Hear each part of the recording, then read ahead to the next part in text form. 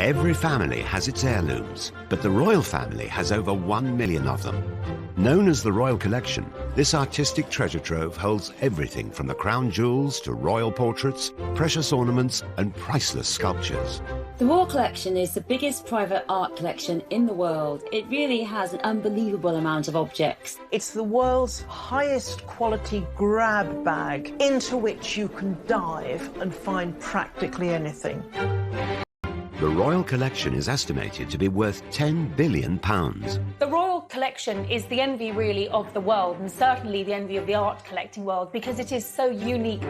And behind every painting, jewel and work of art lies an extraordinary story. Tonight, we reveal the secrets of the Queen's art collection. The spy at the centre of royal power. How do you feel about being called a traitor now? I can't deny it. The alleged art fraud. This was a staggeringly embarrassing incident for Prince Charles and for the royal family.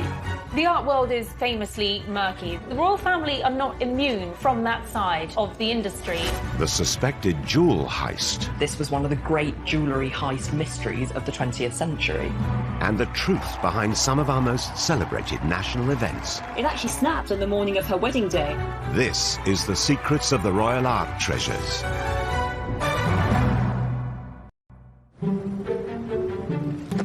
Behind palace doors, largely hidden from view, lies one of the royal family's most magnificent assets, the Royal Collection. We often quantify the Queen's huge wealth in terms of palaces, but we mustn't forget the Royal Collection. There's 1 million objects, it's valued at 10 billion. The Royal Art Collection holds a vast range of items that includes much more than just paintings. The Royal Collection is one of the largest and most important collections of art in the world. Drawings, paintings, sculptures that form part of this collection, and they are spread around 13 different residences, including Buckingham Palace and Holyrood House at Edinburgh. With some 7,000 paintings, a vast number are royal portraits. And one face appears time and time again. Our Queen, Elizabeth II. More than 100 artists have painted the Queen, of course. But very often, the occasion for a portrait, whether painted or photographic, has been some memorable occasion. Right through from the coronation, through to the Queen's 80th birthday, to the great Jubilees. By sitting for a portrait, the Queen is making herself accessible to the public. So I think it is another way of the monarch. Elizabeth, your undoubted Queen. One of the most iconic of these images captures her on the day of her coronation in 1953. The photo was taken by renowned society photographer Cecil Beaton. It looks as though the Queen is sitting in the Lady Chapel at Westminster Abbey, but actually this portrait was staged in the throne room at Buckingham Palace using a photograph of Westminster Abbey as a backdrop. And that really underlines that element of theatre that is always part of royal portraiture and pageantry. It's this young, glamorous Queen in her full robes, but Cecil Beaton wrote about her purity of expression. When our Queen took the throne, the nation was recovering from the aftershocks of World War II. Rationing had only just ended, and the bitterness over the abdication crisis of 1936, when Elizabeth's uncle Edward VIII renounced the throne, was still very raw. I have found it impossible to carry the heavy burden of responsibility. The monarchy needed to project an image that spoke of a new start. Beaton really captures that sense of optimism for the future, I think. There's also a sense of her steadfast gaze out of the frame of the picture, looking towards the future. Cecil Beaton's iconic photo was a masterclass in royal PR. The monarchy's power and majesty is reinforced in every detail of the photo. Everything about the picture is symbolic. She's wearing the imperial state crown. In her left hand, she holds the orb, and in her right hand, the scepter with the cross. She's sitting so poised and alert right at the centre of the picture. And the way the robes fall around her, they create this very stable pyramid in the picture, suggesting perhaps the stability for the country of the arrival of this new monarch. And a special painting or photo of the Queen has been added to the royal collection at regular points throughout her reign. Each one is a chance to mark the progression of her time on the throne. In amongst the formal portraits have been some surprising works. In 2012, the Queen bought 4 Andy Warhol prints of her own image for the royal collection. Well, the image of the Queen is probably one of the most powerful and instantly recognisable images in society. I mean, she is immediately familiar.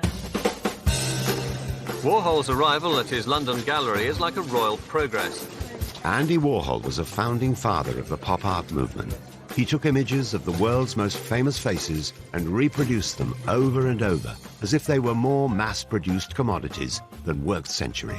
Andy Warhol, he was the man who invented the saying, "We all have 15 minutes of fame." In the Queen's case, it's an awful lot more. And I think what he's trying to convey here is what happens when you repeat an image so many times, that the way the public engages with these famous figures is more with the trace of the person or the idea of what they represent rather than the real person underneath. Although it's not known how much the Queen paid for this item, other Andy Warhol prints of iconic celebrities have auctioned for over $80 million. While the Warhol portrait cemented the Queen's status as an icon, other portraits in the royal collection have been noticeably less glamorous. In 2000, she agreed to be painted by controversial artist Lucian Freud. Many people complained that it made her look lined, lumpy. It really isn't a flattering portrait. At the time of this portrait, Lucian Freud was the biggest name in British art. His pictures would sell for nearly £20 million, and by the time he died in 2011, he had accumulated the largest estate of any British artist, £96 million. Although the most successful artist in Britain, his portrait of the Queen met with controversy. I think it's fair to say that the portrait provoked mixed reactions when it was first unveiled. I think the Sun newspaper said that Lucian Freud should be sent to the Tower for painting this picture. The Queen's portraits in the royal collection are surprising insights into her personality. With works by both Lucian Freud and Andy Warhol, she's marking herself out as more modern than she's often thought to be. I think it's very interesting that she wished to connect herself with this absolute avant-garde, cutting-edge artist, and being very wily and astute at realising that these artists have a lot of pulling power, and if she is represented by them, she shows herself to be a modern woman in touch with cultural and artistic values of the day. By using portraits to communicate with her public, the Queen was continuing a tradition that goes back to Henry VIII. But it was not until Charles I started collecting art on a mass scale in the 17th century that the foundations of the royal collection were laid. The royal collection, as we know it, really kicked off with Charles I. He was like a little boy in a sweet shop. He began the royal collection on a staggeringly high level. Just as our own Queen has done throughout the 20th century, Charles I filled the royal collection with portraits, the perfect painter for his royal propaganda campaign, Dutch master Van Dyck. Charles appointed Anthony Van Dyck as his court painter in 1632 because he realised that Van Dyck had the skills and sophistication to be able to strengthen Charles I's public image and to promote his royal authority. Charles I's reign would come to a bloody end with defeat to parliamentary forces in the English Civil War and his public beheading. But in 1633, the increasingly unpopular king wanted to persuade his subjects of his divine right to rule. Realizing the power of his image, he commissioned Van Dyck to paint one of the most striking works in the history of royal portraiture. It shows him on horseback coming through an archway, and it's a splendid symbol of royal portraiture at its most magnificent. The king himself was actually a small man of 5'4". He looks like a giant on the back of his steed. The way he controls the horse almost is an emblem of his own ability to hold the reins of power, that he is bestride the British nation, he has the nation in his control. Once completed, Charles I found an imposing place in which to hang his new portrait.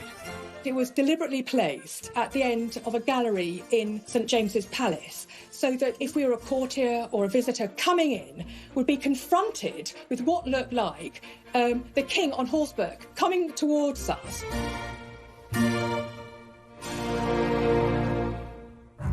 Like those who went before her, our Queen continues to connect with the British public through the images she commissions of herself. But the Royal Collection not only holds paintings, it also boasts some of the most famous and valuable jewels in the world. And when the Queen really wants to dazzle her public, nothing brings a sparkle to the royal family like the crown jewels.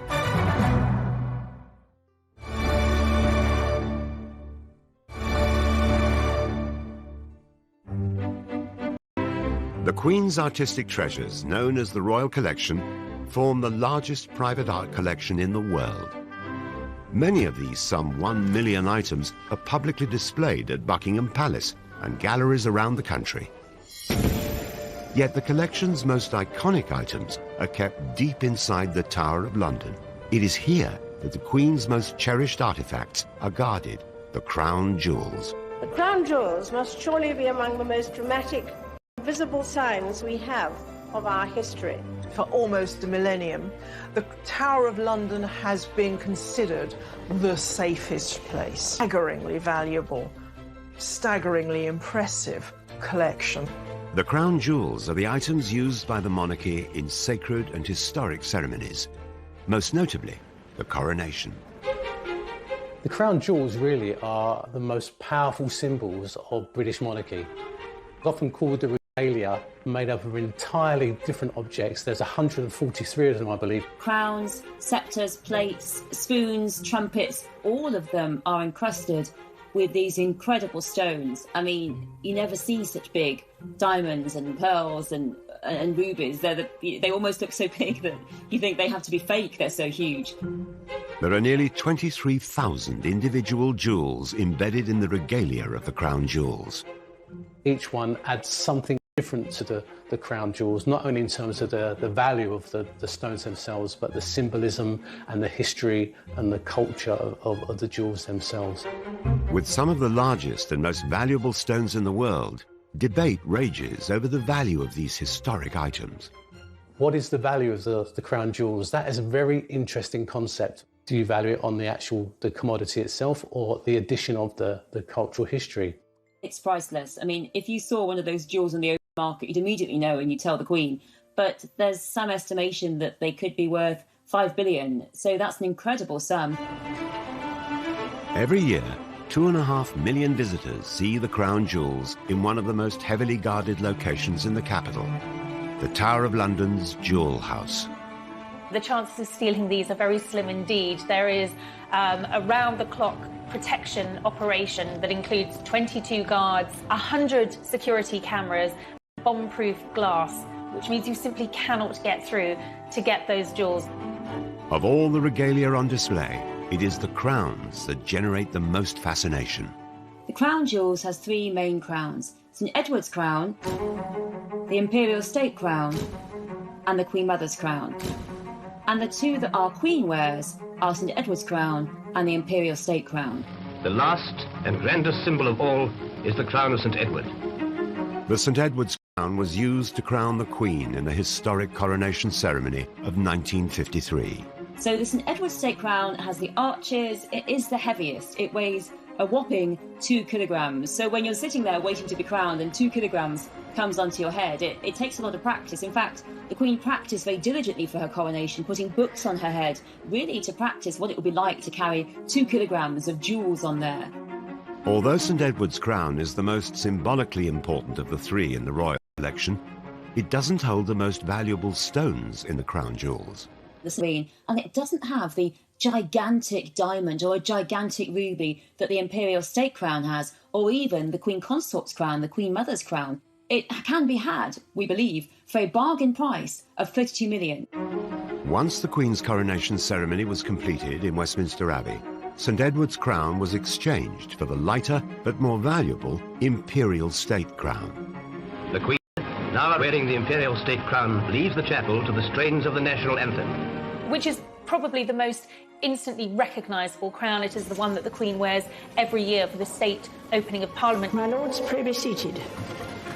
It has some 2,868 diamonds and weighs over 1 kilo. And the Queen has said that you actually can't look down while you're wearing that crown because it is so heavy to wear. So when you see this thing actually moving, it's a shimmering mass of light with all of these major stones set within. The third crown in the royal collection is not actually worn by the Queen. Known as the Queen Mother's crown, it was made for Queen Elizabeth, consort of King George VI and mother to our current Queen. The Queen Mother wore it for the 1953 coronation. Since then, it's only been used in a royal ceremony once. When the Queen Mother died, it was placed on her coffin, and it won't be worn again until we have another Queen consort. And that will definitely be Princess Catherine, who will become Queen Catherine next to King William. And will it also be worn by Camilla? Will she be crowned with Charles? The current approach to the royal family is that she will not be Queen Consort, she will not be crowned, her title will be Princess Consort, but we shall see. The crowns may be the most symbolically important items in the royal collection, but it is the jewels encrusted on each one that really dazzle the crowds in the Tower of London. The royal family owns some of the most splendid, extraordinary and expensive jewels in the world. And those sparkling diamonds, one of which is worth £400 million on its own that sits in the sceptre, I think really represents the splendour and the glamour and the wealth of the royal family. Known as the Cullinan One, this stone is the largest clear-cut diamond in the world at 530 carats. The Cullinan One is a remarkable stone. It's almost flawless. It's a beautiful white, transparent stone, pear-shaped. The Cullinan One still remains the most supreme white diamond in the world. The Cullinan One was cut from a vast stone found in South Africa in 1905. This diamond, the largest ever found, yielded 3 other jewels, the Cullinan II at 317 carats, found in the imperial state crown, and the Cullinan III and IV, turned into experts. The true value of the 4 Cullinans lies elsewhere. I think the real value lies in how they're tied with British history and how they have shaped our history and our culture. And so I think it'd be a very difficult thing to actually value. Although each jewel holds a unique story, many have controversial provenance. The Koh-i-Noor diamond that sits in the Queen Mother's crown has a particularly checkered history. Although its origins are unknown, it was in possession of rulers based in South and West Asia before coming into Queen Victoria's possession in 1849, when the British East India Company defeated the Sikh Empire in Punjab. It's very strongly felt that it was not bought and not obtained fairly. It was obtained under the force and oppression of empire, and therefore the governments of India, Afghanistan, Pakistan and Iran have claimed it and said it is theirs. And so far the British government have refused to give it back and said it belongs here. Unlike the Koh-i-Noor, the discovery of the Cullinan is very well documented. It was found at the Premier Mine, owned by South African mining magnate Thomas Cullinan. This was probably the greatest historical find of any gemstone in the whole world. A worker was looking at the surface dumps and found glinting in the wall this huge crystal. Took this out of a pocket knife, took it up to the mine office and weighed it and studied it, and they had in their hands the largest diamond ever found at 3,106 carats. Absolutely incredible. Preparations were made for the stone to be transported to Britain, where Thomas Cullinan's agents would put it on sale. And then once it was going to be shipped by boats to England, a replica was made, and the actual real stone itself went via just normal posts in the post, and the actual replica went in a special armed guard as a decoy stone. The stone went on sale, but due to its high price tag, remained unsold after 2 years. It was eventually purchased by a South African politician and gifted to King Edward VII in 1907 as a symbol of unity after the Boer War. The stone was then transported by train to Sandringham. It had its own first-class carriage with the Royal Detectives. The head of Scotland Yard took it to King Edward VII, and the rough stone was gifted to him on his 66th birthday. With the largest rough diamond in history at his disposal. The king now had to decide how to cut it. Diamonds are very strong, and so they had to find a person who would, be very careful and not damage the stone in any way. And so the great company, the celebrated company Ashers of Amsterdam, were appointed to cut this stone. And so they came to London, they studied the stone for a week to find out how to cut this thing. And remember, this stone is fist size, it's as big as my fist. A chisel in the top, smacked it with the hammer to break it, and the chisel broke. After another attempt, the stone was cleaved into 4 separate diamonds. The 4 Cullinan jewels are now the showpieces in the crown jewels. But beyond the items in the Tower of London, the royal collection is rich in other priceless regalia that bestow splendour and authority on whoever wears them. As well as the jewels and the crowns in the royal collection, which bring incredible visual splendour to the royal family, coronets are also very, very important. They are essentially smaller crowns, and I think probably the most famous coronet is the one that was used for the Prince of Wales's investiture. The coronet for sovereignty. Prince Charles's coronet took centre stage in his 1969 investiture ceremony. It's incredibly unusual. It's got an orb at the centre of the piece with quite futuristic spikes around it, so it's immediately recognisable. The royal collection provides the star items for any coronation or investiture. Yet weddings too are given a dash of glamour with treasures from the Queen's personal jewellery box. We're most used to seeing tiaras at royal weddings, but we also see them at state receptions as well. And they are usually gifted within the royal family and handed down from one woman to another. So there is that historical link. The tiaras are what we all have in our head when we think of a princess fantasy, Disney style. On her wedding in 1947, the Queen wore the Queen Mary fringe tiara, given to her by her mother. There's actually a great story behind it, in that it snapped. It actually snapped on the morning of her wedding day, and a palace aide had to rush it to the jeweller to mend it and then rush it back. And if you look very closely, you can actually see the break there when it snapped, because these are very delicate items. More recently, in 2018, Meghan Markle wowed the crowds at her wedding when she wore the Queen Mary diamond bandeau tiara. But it was reported later that the tiara generated controversy behind palace doors. Meghan had actually set her sights on another tiara from the royal collection, which wasn't deemed suitable because it allegedly had stones from Russia, which wouldn't have been suitable for a royal wedding. It has been speculated that Meghan's first choice was the Vladimir tiara, an item thought to have joined the royal collection after the Russian Revolution in 1917. Encrusted with emeralds, rather than the more common diamonds, it could have been an unusual choice for a wedding tiara. So she was strongly urged to go for her second choice, and she did look beautiful in it on her wedding day, but the story is that there were tears and tantrums behind the scenes because Meghan didn't get the tiara. To me, of royal glamour and historic symbolism. But the extraordinary riches held by our monarchy are not only used to dazzle the public, because when Great Britain really wants to impress a visiting dignitary, there is nothing more thrilling than the treasures of the royal collection.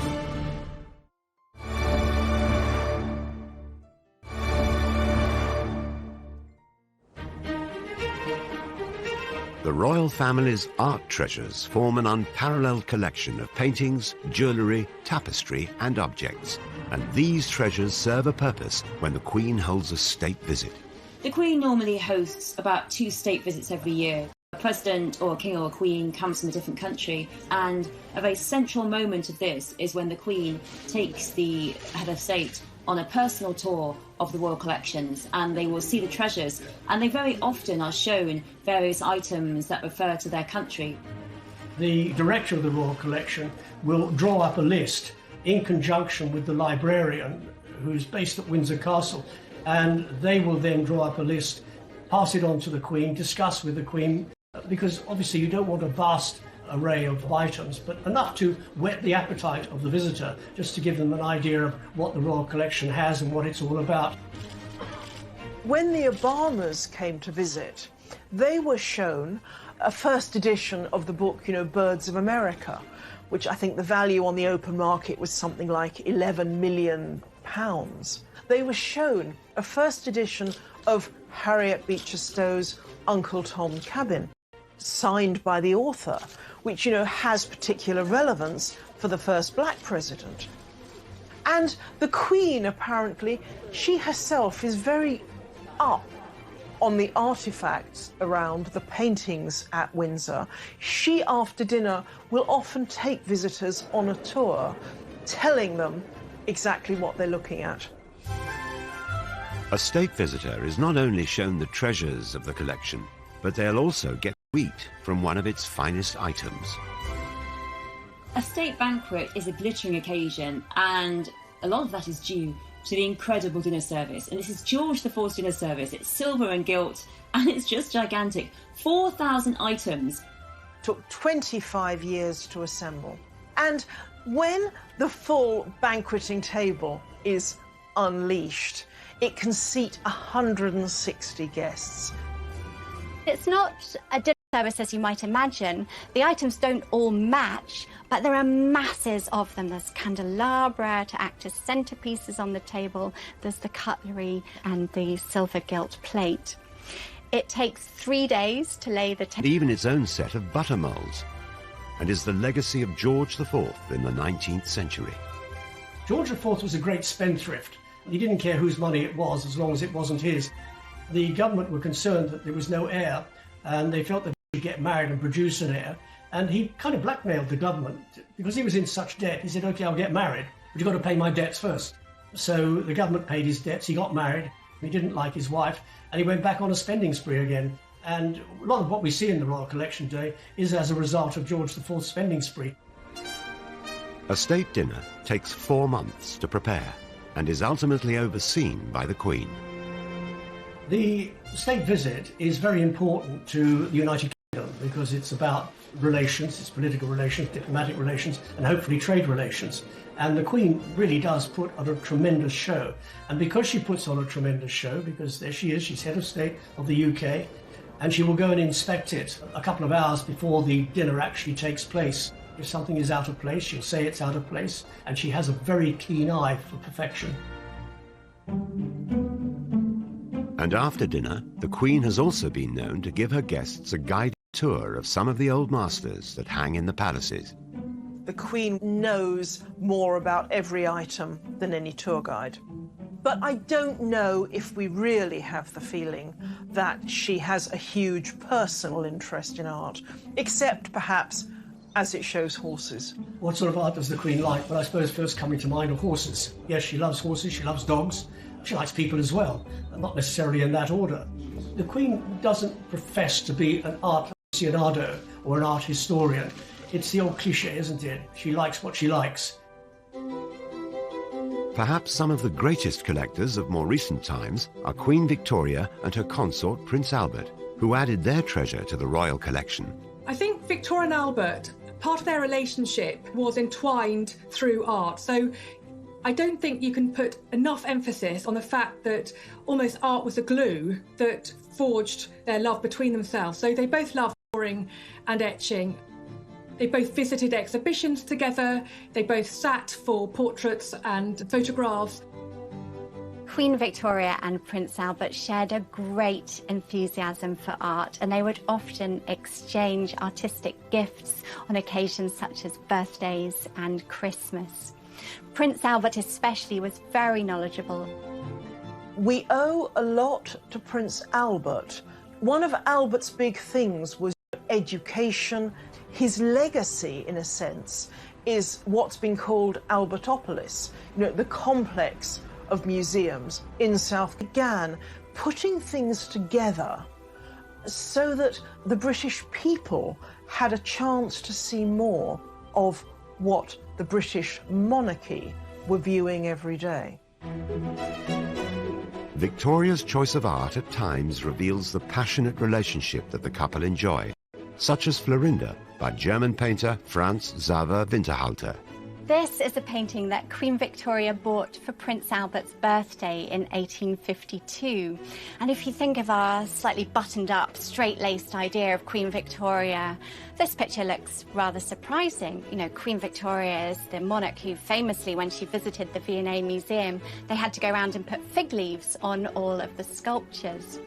And what you're looking at here is a picture based on a story of the Princess Florinda, and she's gone out to bathe in a pool close to her castle in Toledo with her maidens, and all of them are in varying degrees of undress.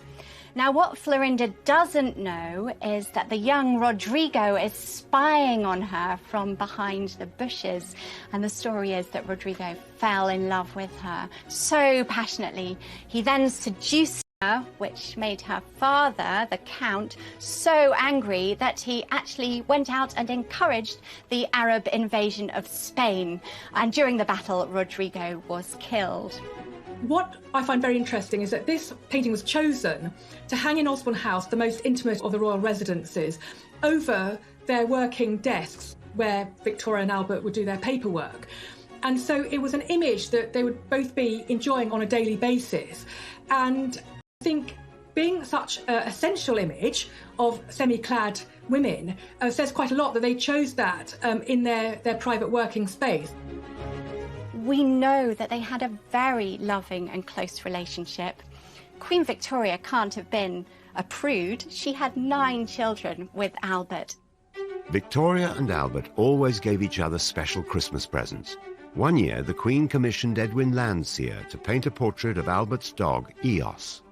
Edwin Landseer was Queen Victoria's favourite artist, and he even gave the Queen drawing lessons.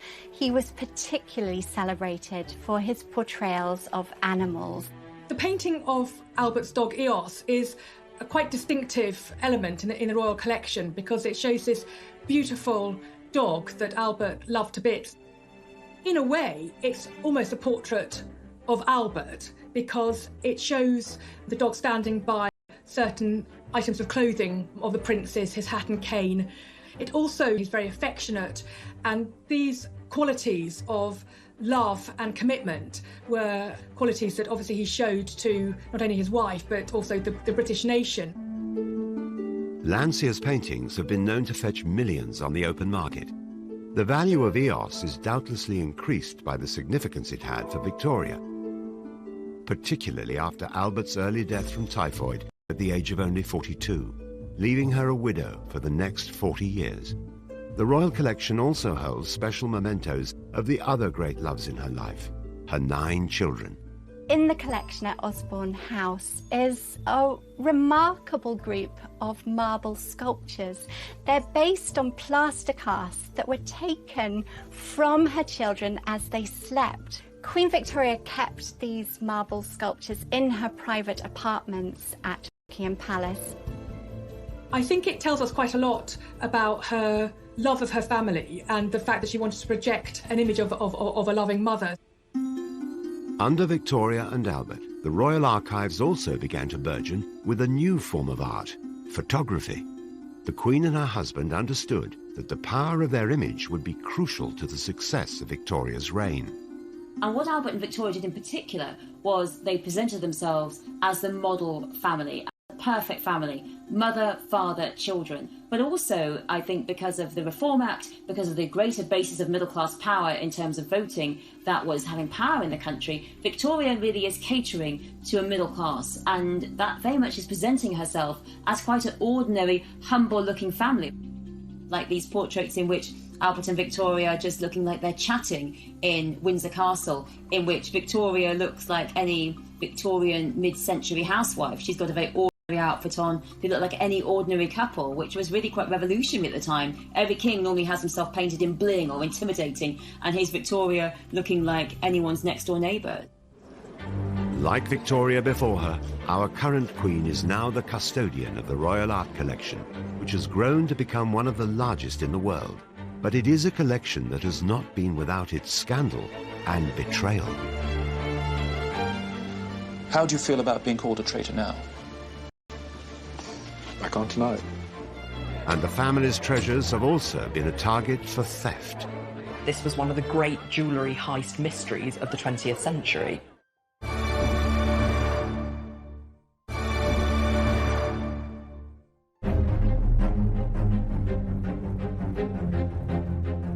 The Royal Collection is one of the largest art collections in the world, made up of an estimated 1 million objects.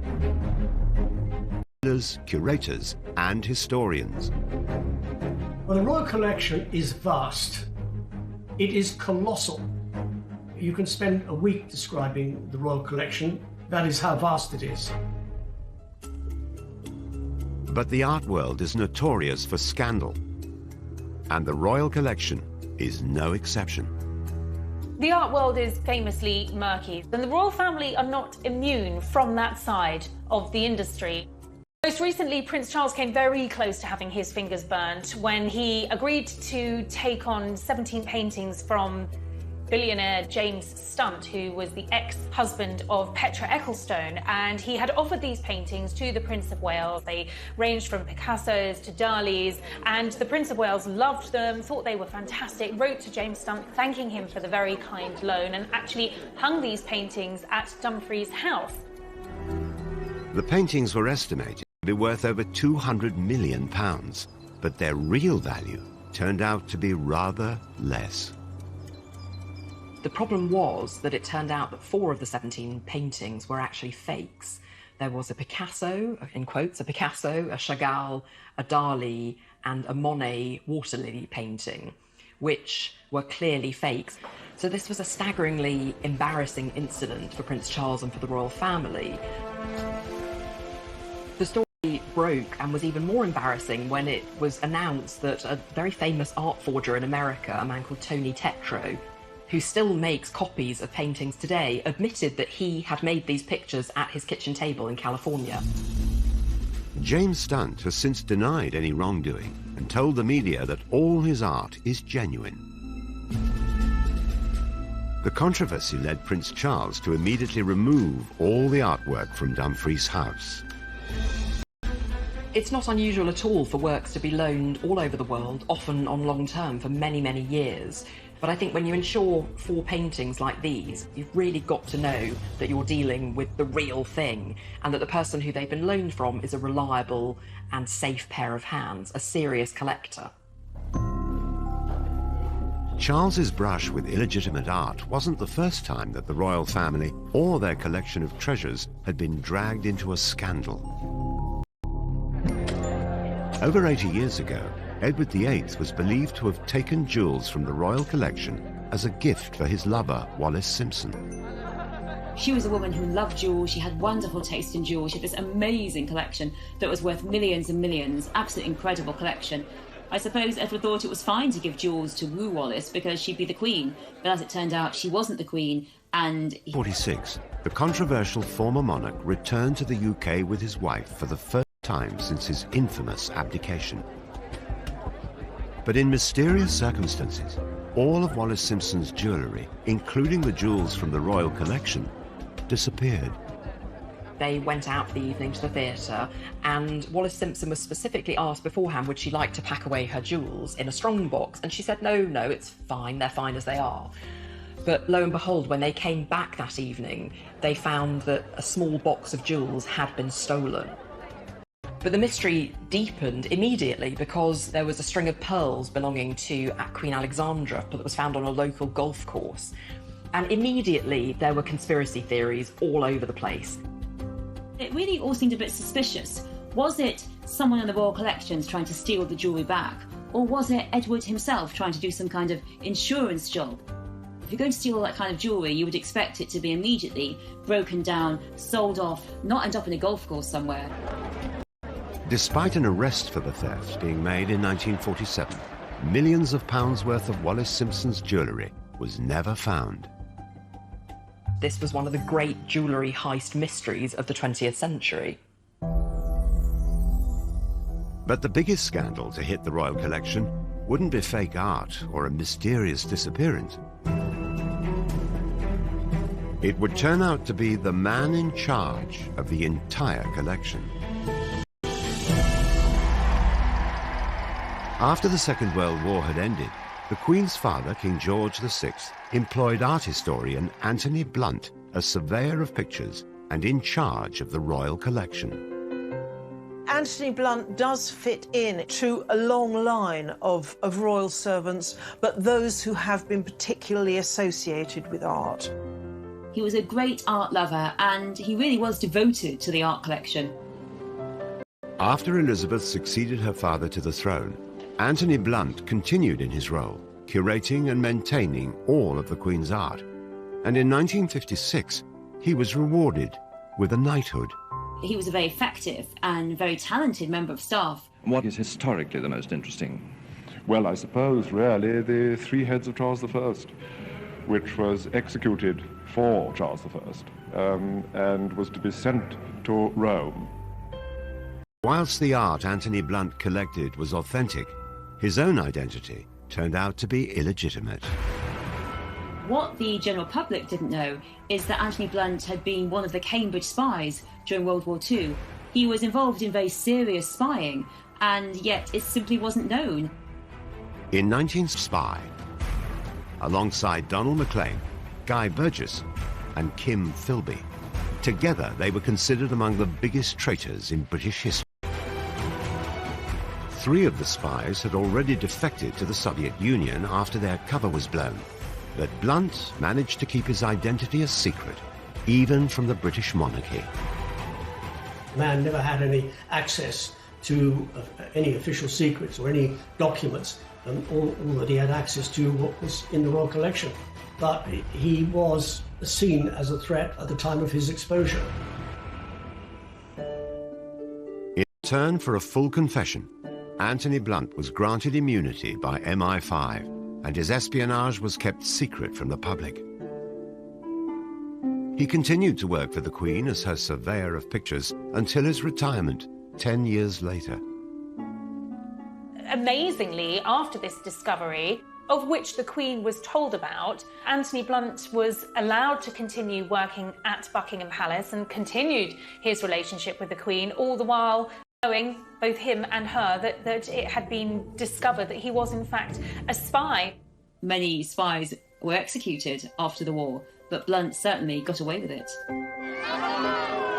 The shocking secret remained under wraps until 1979, when Anthony Blunt was exposed by Margaret Thatcher in the House of Commons after she evoked her parliamentary privilege to reveal his true identity.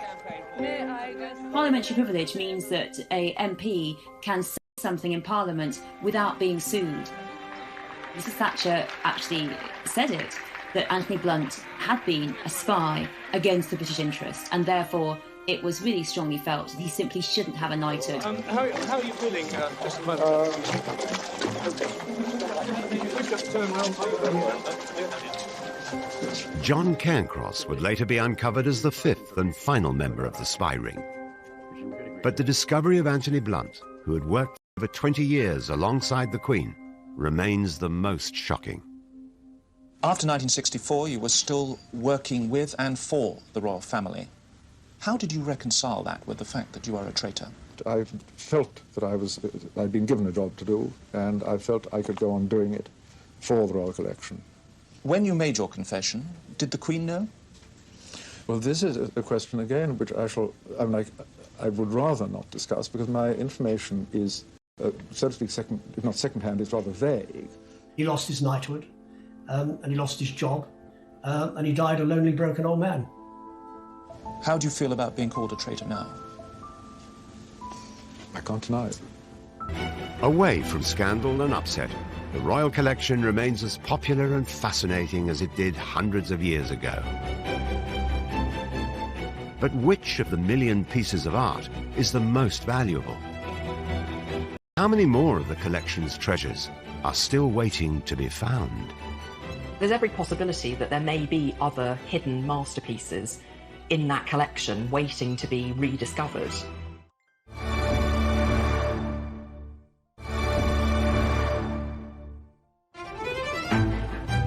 Hidden within the royal palaces are some of the most valuable and unusual pieces of art ever to have been made.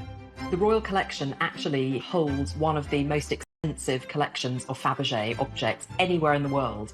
There are around 600 objects, and that ranges from the famous Faberge eggs through to flowers, commemorative plaques, jewellery, boxes. Some of these treasures, made by the jeweller Carl Faberge, were gifts that the Russian royal families would give each other for Easter. The enthusiasm for Faberge pieces was soon taken up by their British royal cousins. One of the starting points for the Royal Collection Faberge was a commission made by Edward VII as a Christmas present for Alexandra sometime in the 1900s. And what it is a collection of carved hard stone figures of animals that were in the royal farm at Sandringham. Carved from all sorts of different stones, wonderfully skillful pieces of craftsmanship. Semi-precious stones themselves, but perhaps a little garnets or rubies inset for eyes and things like that. And they must have been a charming present to receive. But maybe the most iconic of the Queen's collection is this bejeweled mosaic Easter egg, a gift given by Nicholas II, the last Tsar of Russia, to his wife, the Tsarina. Inside are images of the Tsar's children. It's absolutely one of the masterpieces. Designed by a designer called Alma Pill, who had the idea for the egg when she saw her mother-in-law working on a piece of embroidery. And that's what the egg looks like. So it's a lattice work of platinum, and into that platinum are inset all these different precious and semi-precious stones, create this wonderful image of the egg. In 1917, the Tsars were deposed in a bloody revolution and murdered in a house in Siberia. The eggs are one of the most iconic items of their rule. This one was bought by Nicholas's cousin George V in 1933 for £250. Today, it's likely to be worth several million. And the Queen showed Kate her collection of Faberge eggs. The Duchess said they were amazing. They're amazing. And these they're shut in a cupboard. Nobody can afford these things nowadays. I did have an opportunity of seeing a lot of the treasures in the Royal Collection up close, even to the point of the egg was quite exciting. Never owned a piece like that, but holding it was quite special. Queen Mary was given the egg as a gift by her husband. Mary herself was an avid collector. Her great-grandson, Prince Charles, who is the Royal Collection's chairman, has also added to its treasures over the years. In 2015, he asked 12 artists to create portraits for some of the last D-Day veterans, a patronage that he took over from the Queen Mother. One of the artists that was commissioned was Ishbel Myerscough. So we were asked to do a painted sketch of our subjects, not finished, which is quite an odd commission to be given. So it wasn't a drawing and it wasn't a finished painting. It was a really unusual request. I think it was very clever because we weren't going to have long sittings with these men. Ishbel was invited to paint Raymond Titch Rayner, a member of the parachute regiment who'd fought at D-Day. He got shot and then travelled the 7 miles through the water to meet up with the rest of his battalion. He was an amazing man, actually. He was incredibly energetic and loved to tell me all about it.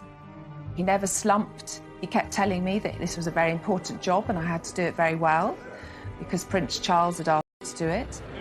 All the D-Day vets met at the Queen's Gallery to see their portraits unveiled for the first time. But sadly, Titch died before the exhibition opened and never saw Ishbel's work of him. Prince Charles spoke to me. He really liked painting, and so we talked a lot about that. And we talked a lot about Titch and how sad it was that he wasn't there and the amazing things that he did. Ishbel's work is now a part of the illustrious Royal Collection. It's very exciting to be part of the Royal Collection. I grew up with my father telling me about the Holbein drawings and all the fantastic things that were in the collection. And if he were alive, he'd be very excited to think that I had work in it. And I think it's very important that new work is commissioned, especially work like this, which it commemorates how the ordinary man can do something extraordinary. Titch's portrait has now joined over 7,000 paintings in the collection, which includes priceless Canalettos and one of the largest archives of Da Vinci drawings in the world. The collection is so huge that sometimes there are treasures buried within it which have remained hidden for centuries. For over 300 years, this image of the calling of Saints Peter and Andrew lay in a storeroom at Hampton Court Palace, until an Italian expert had a hunch that it might be the work of one of the world's most celebrated painters, Caravaggio. He was most famous for very dramatic theatrical effects of light, but also he was renowned because he used regular people who he met in the street in Rome for his sitters, and that was seen as completely irreligious and revolutionary. You know, here were saints and apostles and images of Jesus and the Madonna, but they were actually regular men and women just picked off the street with their rough, interesting, asymmetric faces. So that was seen as incredibly daring. The art conservation team decided to discover if the hunch was right. Could the Queen's picture be a lost Caravaggio? Conservators peeled off layers of dirt and dust. They corrected things that had been badly restored in the past. And in doing so, at the end of 2006, there was this amazing announcement. This actually is the real lost Caravaggio.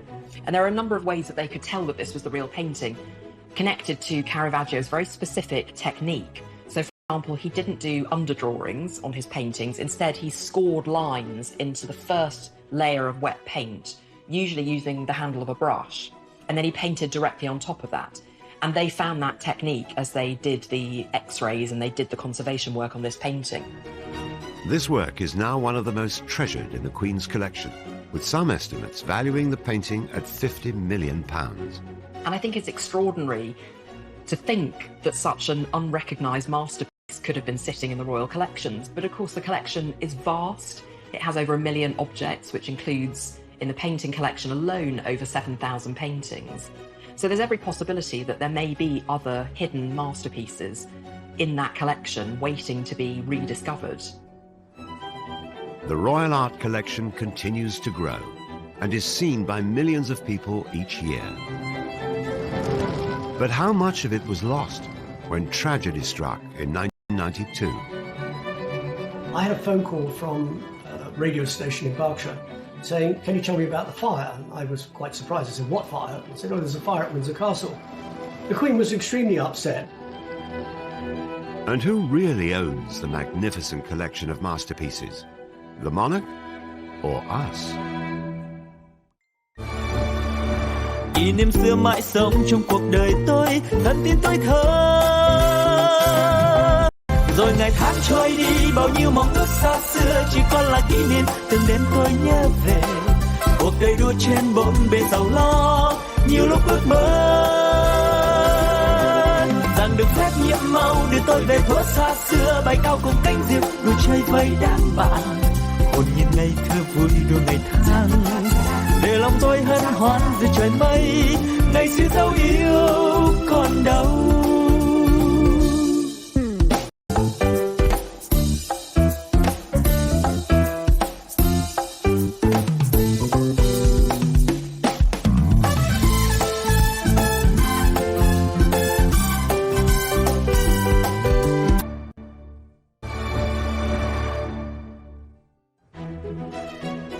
The Royal Collection has grown for almost 400 years, with many of its items on display to the public across the UK.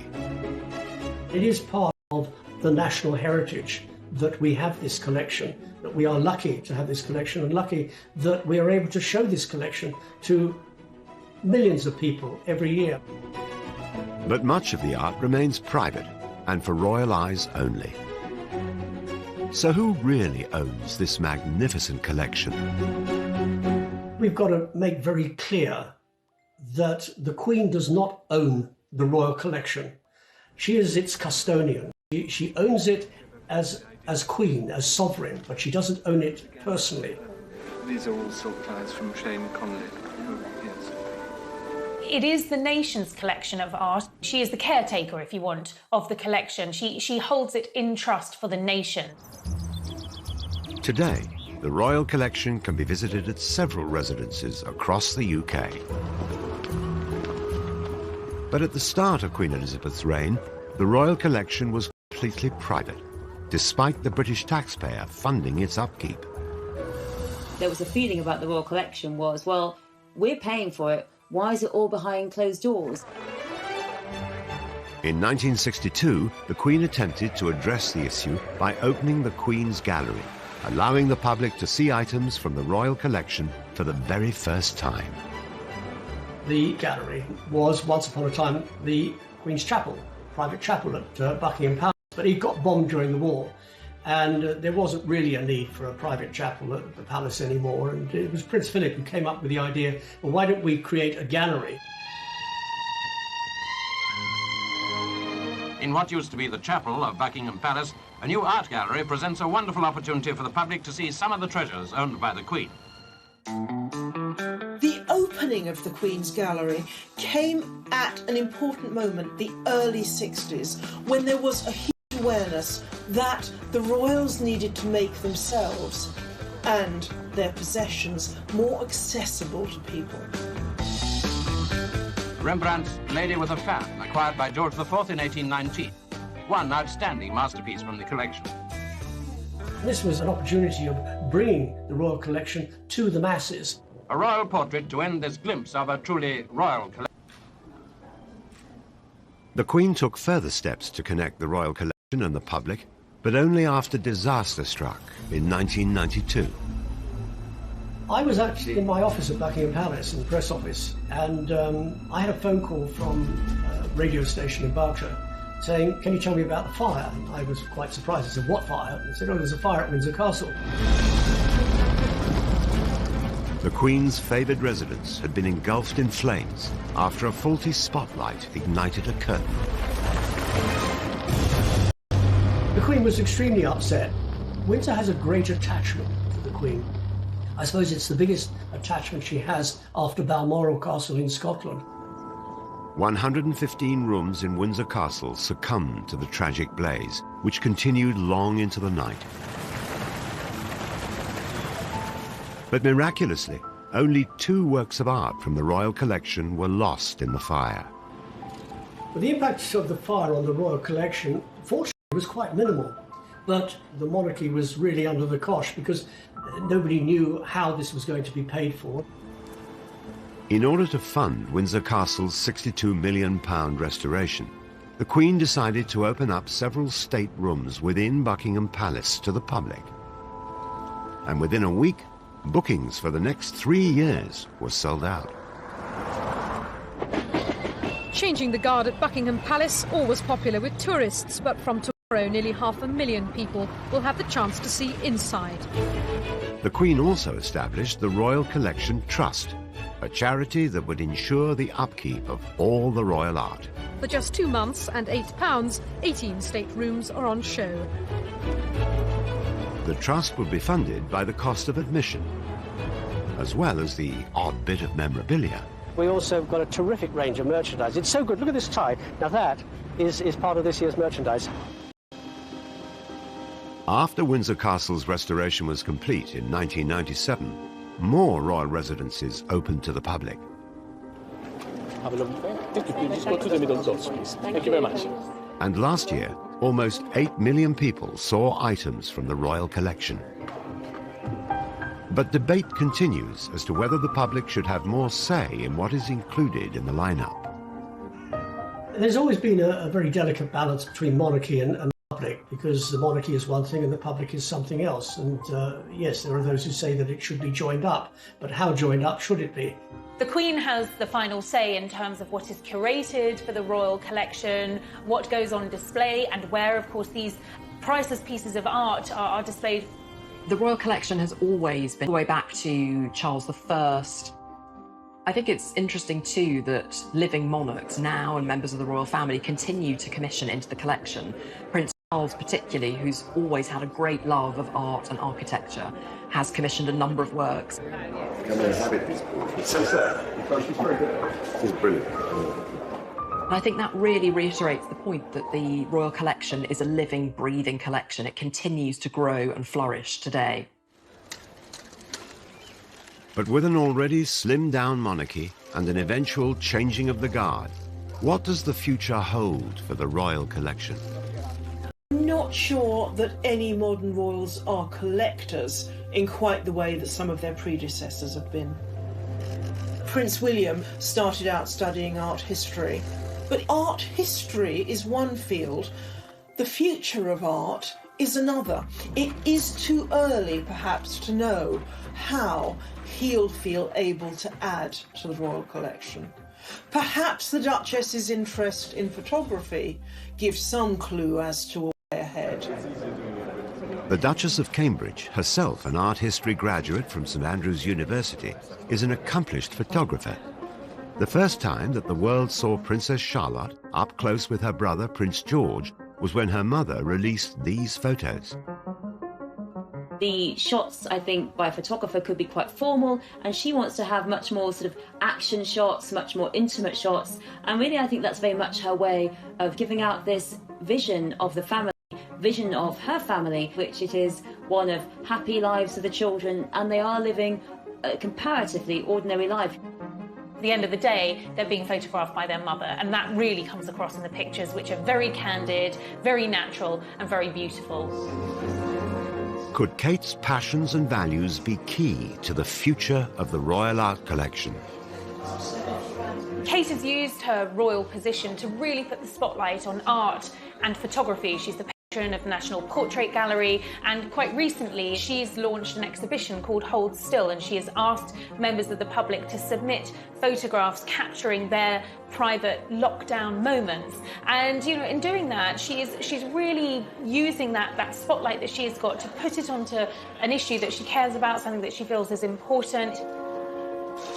The art world, the whole concept of where art lies, is changing immensely. So who knows what the future of the Royal Collection will be.